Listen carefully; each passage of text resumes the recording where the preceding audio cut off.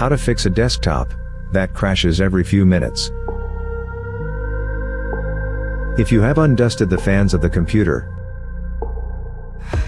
done a factory reset, and made sure all the drivers are up to date, but the computer still crashes every few minutes, then the problem might just be coming from the power management sector.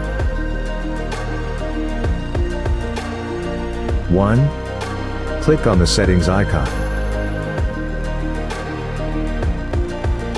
2. Click on power.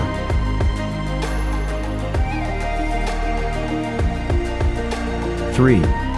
Set your computer to never go to sleep.